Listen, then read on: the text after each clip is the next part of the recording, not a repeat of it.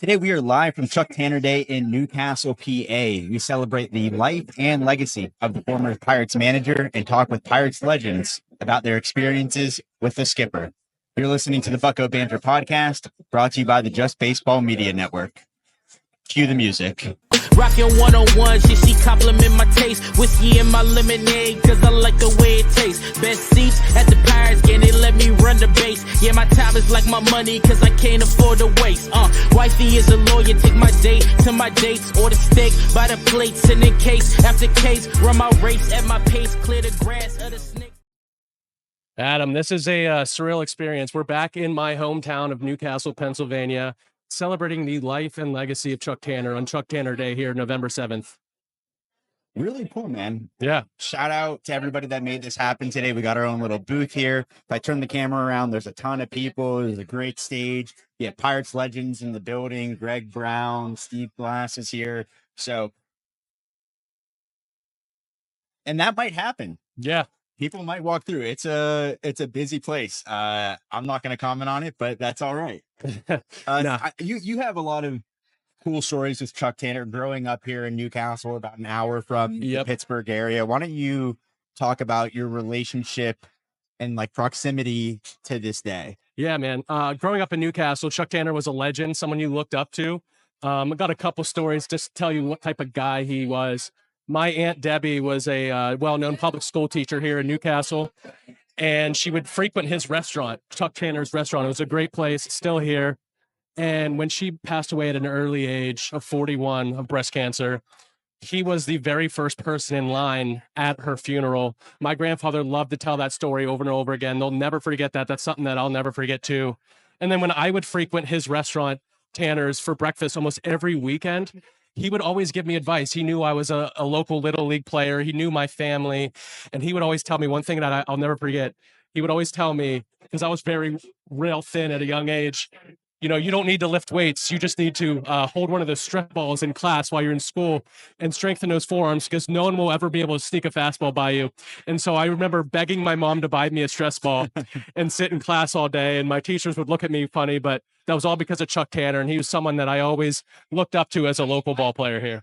That's awesome, man. And obviously I didn't grow up in the area. I mean, I'm a Pirates fan, so I know the legacy of Chuck Tanner, but having those personal stories is really incredible to be able to relate on another level. I mean, we weren't close to being born in those years that where he was the manager of the Pirates, and we didn't get to see those winning teams. And quite frankly, we haven't seen many winning teams here since then in Pittsburgh. So it makes it even more special that he's the last Pirates manager to win a World Series. And you could go through the list of quotes on the internet talking about what he was as a manager to a lot of people. And I have a lot of quotes that I pulled up today. And the one that I like the most, and we talk about this often on the podcast, when the importance of a manager, right? What does that mean in baseball today? And maybe while things have changed with analytics and all the data that's shared and just the overall talent of the players, you need a manager to be able to get you through that season. We talk about it all the time, and somebody who you could rely on, you could trust in the times of highs and lows. And former major leaguer Lee Lacy had a great quote where he said, he was never too high or too low. A really good manager because he always had his team in a happy medium, because the game of baseball is always ups and downs. It's never the same. When you instill a happy medium into the ball club, it brings everyone together. A lot of people don't realize that we all have to pull in the same direction to win. Yeah. Just keeping everyone on the same page, and especially with that 79 team, with all the personalities and everything. So we are a family on. team. Like, that's the culture that they embodied. And that's the type of man you felt it when you met him. He was a guy that people wanted to be around, and he would make you feel comfortable. So that's a great quote. I haven't seen that one. Yeah, it's awesome. I mean, John Candelaria mentioned he was the perfect manager for a bunch of degenerates. He knew how to handle everyone. He was a great man, and I loved playing for him. Just being able to have that relationship with those types of guys and be able to relate on another level is really just quite outstanding. Like, you don't see that much nowadays. There's with the press conferences and everybody having like their own personality. It's hard to bring everyone together, and to have that quality in a manager is superb. And that's what you should look for. Absolutely. Right. That's what you want for a culture builder, right? Absolutely. Especially when like you said, when you have multiple personalities in the clubhouse. So that's what made Chuck Tanner special.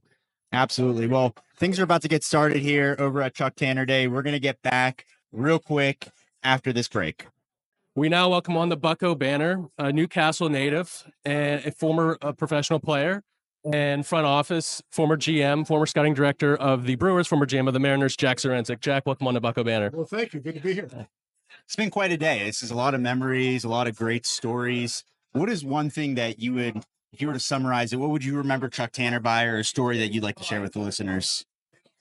I got a lot of the genuine personality that Chuck had. And as I set up my little talk there, if you couldn't play for Chuck Tanner, you couldn't play for anybody. And Chuck was a very strong person, physically strong. And he came across as this guy who was positive, and he really was. But Chuck could be intimidated. Behind closed doors, they would always say, if Chuck had an issue with you, it was never in public. But he could get you behind closed doors and convince you that he was right. And he was that kind of guy, but a wonderful person, a wonderful human being. Yeah, I think for me, I knew Chuck growing up. He was a family friend of ours, and he was such a genuine, kind person. He was the first in line at my aunt's funeral, and he always gave me advice when I was playing high school ball around here. So, it's good to hear from other people, especially people that were in the game, what type of person he was. What made him a special manager, too? What separated him from others?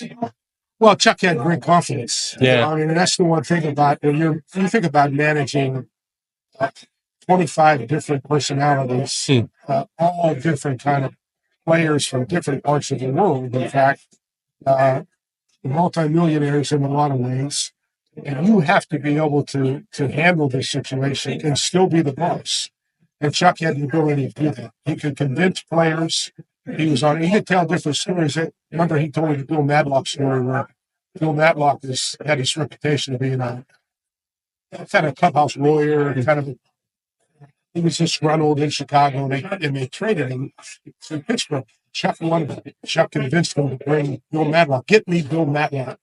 So when Madlock came to Pittsburgh, and twice they been hitting while he was with the Pirates, he came in and said, stop and ready to go, and this is what I want to do. And Chuck put his arm on his shoulder like he was so well known to do, and dig that finger in there, and he said, I got a plan for you. And this is for your benefit. You're going to bat fifth in this lineup, and here's why. Because you got Scarger batting in front of you. You got somebody batting, whoever it was behind you. You're going to be a great hitter. You're already a great hitter. We're going to make you a better hitter. And Madlock turned out to be a great find for the Pirates. And like I said, led the league in hitting twice. And second one time to all of them. Yeah, that's you hear about nowadays, like what's the importance of a major league manager, especially with like analytics and all the data they throw out and just the pure talent of these guys now. Like what role does that guy play? And something that I've learned today from the stories and just hearing people talk is, like you mentioned, the control of the room, the respect that you gain and able to handle 25 different personalities at once. How did that play into the 79 World Series with that team with, I believe it was Candelaria that said like he was the best guy to manage a bunch of degenerates on a team. Well, how do you handle those personalities, and like how did he personally gather everybody together to get on the same goal? Well, they would also talk about what that locker room was like in 79. You better have earplugs on it if you walked in there, because everybody was being themselves, no holds barred, and he let them be them. But then when it came time for business, and it came time for baseball, it came time to do the job, Chuck had a way of getting players to respond. He let you be who you were. But in the same sense, your responsibility was when you're walking through those white lines, and if you owe it to his fans, you owe it to your teammates, you owe it to the city to be the best player you could be. And he got that out of a lot of players. Nice. Lastly, last question here. Can you make the case for Chuck Tanner to be in the Pirates Hall of Fame? Oh, I'm surprised he isn't. Yeah, same here. We had to double check. That answers the question. Yeah. Right. I mean, he won your World Series. He was a tremendous person. Spent years afterwards in the scouting department. Yeah, I'm shocked that he's not in the party. Yeah, we'll have to make the push this coming year. Yeah, but absolutely. Jack, we appreciate you joining the show. Thank you so much. Yeah, thanks, Jack. Joining us now on Bucco Bantr, former Pirates pitcher, World Series champion, Pirates Hall of Famer, and former broadcaster, Steve Blass. Steve, Welcome to Bucco Bantr. Great to be here. Thanks very much. We did our homework. Our homework. You're reading it just the way I wrote it. Steve, I grew up here in Newcastle, so knew Chuck Tanner. He was a great guy. Can you tell us what made him special from your experiences with Chuck? Well, he was a great baseball man. And before he was a great baseball man, this guy must have been brought up right, because he had all the human qualities that endeared him to the people, not just in Newcastle, Pittsburgh, and everywhere he went in baseball. So he had a wonderful foundation to work with. Yeah. Really decent person. And when you have that foundation, when you feel that way and you've got that under your belt, you can extend yourself that same way to other people. So he was just put together as just a thoroughly decent man. Yeah. And then one hell of a baseball. Oh, absolutely. And manager. I liked what you said earlier when you were speaking. You said he was one of the reasons they call it the big leagues. Yeah, can you touch a little bit on that? Yeah, all facets. I mean, he played from every position. He got into scouting later. He managed. He played. So, quote unquote, he gets it. He understood how hard it was to play. He respected his players. He showed them that he cared about them, and to project that creates a climate in the clubhouse that is absolutely wonderful. So, yeah, he's one of the reasons, because he hit all the stops. If life is a carnival, he didn't miss any of the rides. And in a baseball sense, it's the same thing. So he's just one of those guys that sticks out, because you don't find any negatives about him. Right. Nobody's one-dimensional, but it almost seems like Chuck was. He was upbeat, he was quality, and he cared about people. There's nothing more important in life than being cared about. And his players all understood that he cared about them. That's a great way to be a manager. All with some talent. Yeah, exactly. And he had a lot of talent in '79. Yeah, you kind of answered my next question here. We know he was a good ball player. He hit his first at bat, his first pitch, he hit a home run. Now, that story I heard a lot growing up. Yeah, I wish I had thrown that pitch. I would have a history too. But what other qualities made him different than other managers? Like what made him stand out? Well, first of all, he was a good manager because he had good talent. I would start with that. Managers are a product of their talent in terms of playing, but for them to walk into a clubhouse every day and knowing this guy had your back and he was going to give you an opportunity to succeed, whether you're 25th man, the starting pitcher, the stud pitcher. So he knew people. He got to know personalities. You heard a lot of things at the luncheon today. He had time for everybody. Yeah, time for everybody. And if a player's got an issue at home or something's wrong with the car, he understood that. He might play with a little bit, but they knew that he cared about their lives outside of baseball. So then you let them play. Then you turn them over and hope they play well. But he did his part as well as anybody. Yeah, I think that's so important nowadays. We mentioned it with Jack earlier on the show, the grind of a Major League Baseball season, 162 games, and having all those personalities in a clubhouse and being able to be a guy that can be constant, not too high, not too low, but a good happy medium where you can ride that out through baseball season, because there's so many highs. Right. There's so many lows. And he wasn't just in one organization. He moved around a lot. So he was exposed to a lot of new people that he had to get to know. And this guy took the time to get to know every stop along the way. Stop. All right, yeah, we're now welcoming on Pirates broadcaster Greg Brown. Greg, welcome. Thank you for emceeing this event. Thank you. Great. And let me say, I've been around this guy a long time, and there's nobody that does play-by-play in the major leagues any better than he does. Yeah, absolutely. Greg, this will be my third time saying this, but I grew up here in Newcastle, so Chuck Tanner meant a lot to me. What did he mean to you? Like, what made him special as a person? Well, as I said, and most people have said this before, he's one, and I can name a handful in my life that had this special aura about him. And again, it's the truth that when you were around him, he had this uncanny ability to make you feel so good about yourself. He didn't say it, didn't say you're great, with just this feeling. You felt when you left, you felt better about the day. He just was a ray of sunshine. He elevated everyone, and it didn't matter what you did for a living. And I was an intern in 1979 when the Pirates won that World Series. So, got to know Chuck. I mentioned the caravan stop. We would always be sure, and he always did it with that smile. And, he meant the world to me. And being a member of the front office that year, I got together with some other people about 10 years later. We organized a reunion, a front office reunion, and we had it in downtown Pittsburgh, about maybe 50 of us. We asked Chuck to come down. He did. Babs was in a wheelchair by that time, but he was there by her side then. And as everyone has said, he was an incredible human being, and again, the ability to make you feel so good about yourself. Yeah. He was, baseball didn't make him a good guy.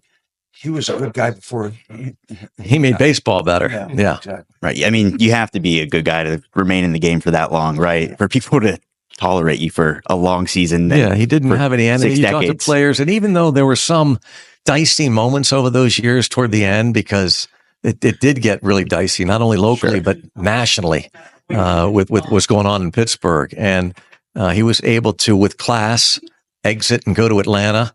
But never spoke ill of anyone. Some of his players who might have, John Candelaria, I think, is a great example. Candelaria left under really bad terms, but then came back at the end of his career.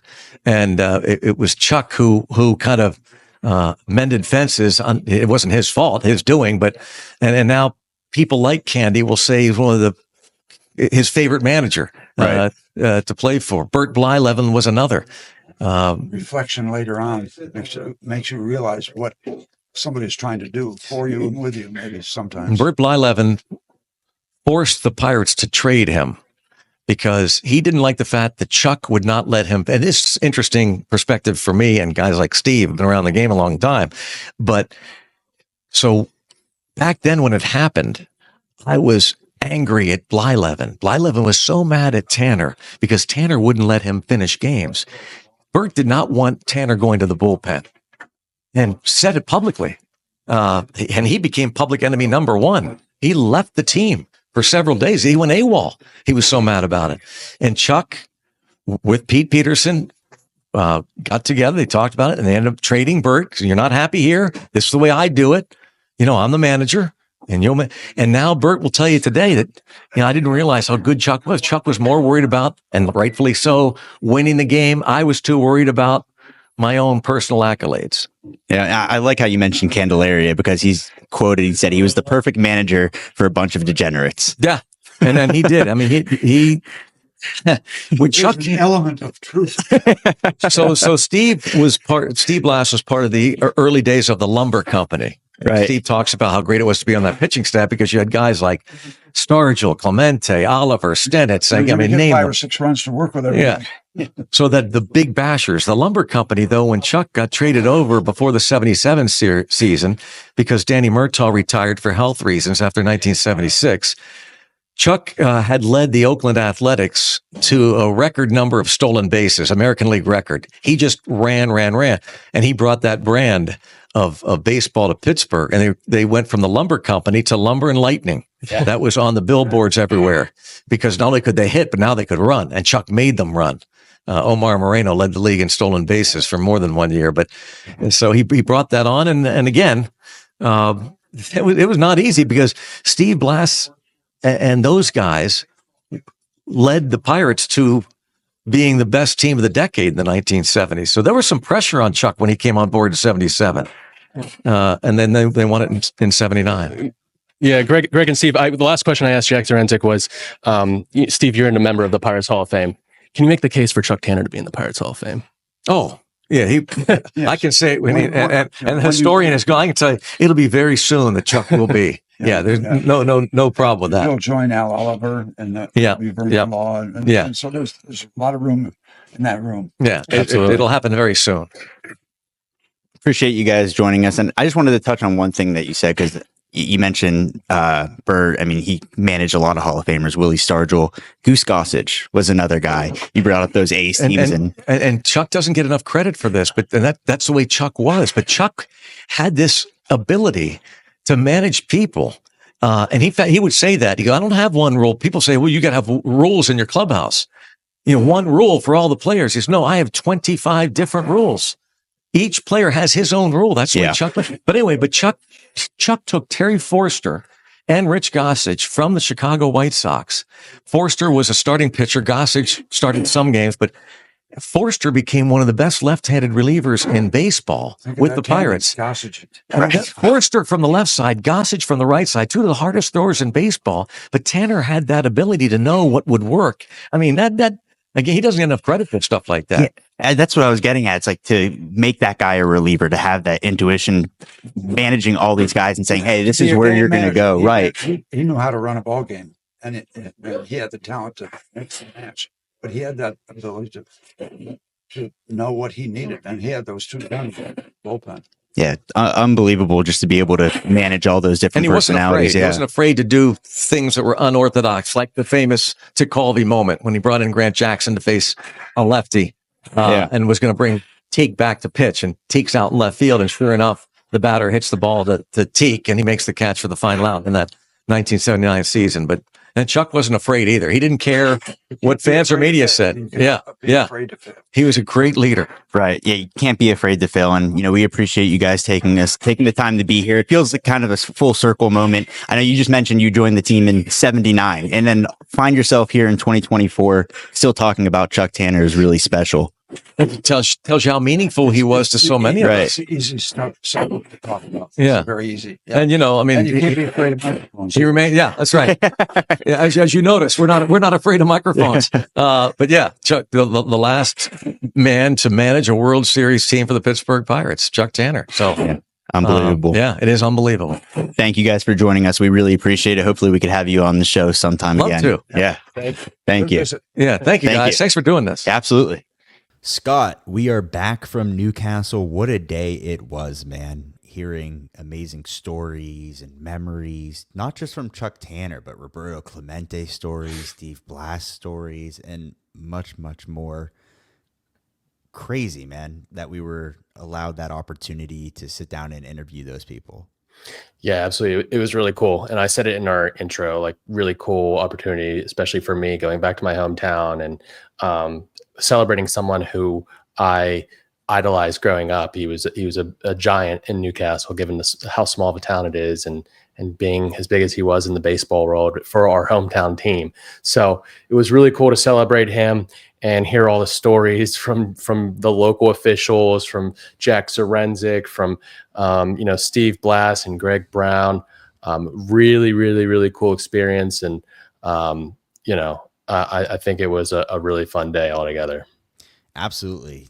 Shout out everyone that made that happen up in Newcastle. Yeah. I cannot wait for the next in-person event. That was our first time recording in person, Scott. I thought it went pretty well, other than, the old Newcastle people walk in front of the camera sometimes. But I want to give out a special shout out to Terry Rogers. Terry Rogers used to work for the Pirates. He's now a local official in Newcastle, family friend of ours. And he made this happen. He's the one who he messaged me the other day or a week ago and said, hey, invited us up and thought it would be a cool, fun idea for us to do that live. And it really was. And I can't thank him enough. So shout out Terry and shout out to everybody that we met today and got to know. It was a really just fun day altogether, like I said before. Yeah, it's going to be a great episode. Apologize for some background noise. The lighting wasn't great. The lighting was... It's a very dark room. Very dark room. It was a very, very dark room. So a bigger ring light is probably a necessity in the future for us. I also, before we close out, because I just want to stop you if you close out here. I want to give a shout out to the classic era ballot came out. I didn't want to forget to mention this. And there was a lot of stories told there today about that 79 team. And then also a guy that I have been a huge advocate for online and just, in the baseball world is Dick Allen. Dick Allen grew up in Wampum. It's a small suburb of Newcastle. And he was one of the best players in baseball, such an influential figure, not just as a player, but as an African-American player in the game in the 60s and 70s. And his stats speak for themselves.